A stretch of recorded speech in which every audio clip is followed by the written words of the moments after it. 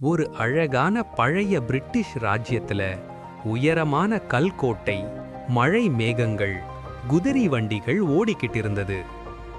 அந்த ராஜ்யத்துல 2 இளவரசர்கள் இருந்தாங்க. பிரின்ஸ் எட்வர்ட் பொறுமை, நல்ல மனசு. பிரின்ஸ் ஆலிவர் தைரியம், ஆனால் அவசரம். ஒரு நாள் ராஜ்ய ஓரத்துல பனிமூட்ட மாய காடு திடீர்னு தோன்றுச்சு. அந்த காட்டுக்குள்ள தங்க ரோஜா இருக்குன்னு செய்தி வந்தது. ராஜா அறிவிச்சார், யாரு தங்க ரோஜா கொண்டு வரீங்களோ அவர்தான் அடுத்த ராஜா. 2 இளவரசர்களும் குதிரைகள்ல காடு நோக்கி புறப்பட்டாங்க.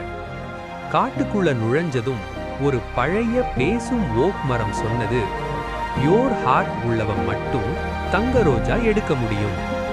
அப்போ பனிமூட்ட ஆறு வந்தது. ஆலிவர் வேகமா குதிக்க முயற்சிச்சான், ஆனா கால் வழுக்கி விழுந்துட்டான். எட்வர்ட் மெதுவா கற்களை அடுக்கி பாதை கட்டி பாதுகாப்பா கடந்தான்.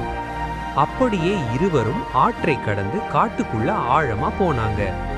அப்போ தூரத்துல தங்க ரோஜா மின்னிக்கிட்டு இருந்தது. அடுத்து என்ன நடக்கும்? கோல்டன் ரோஸ் யாருக்கு கிடைக்கும்? அத பார்ட் 2ல பாப்போம்.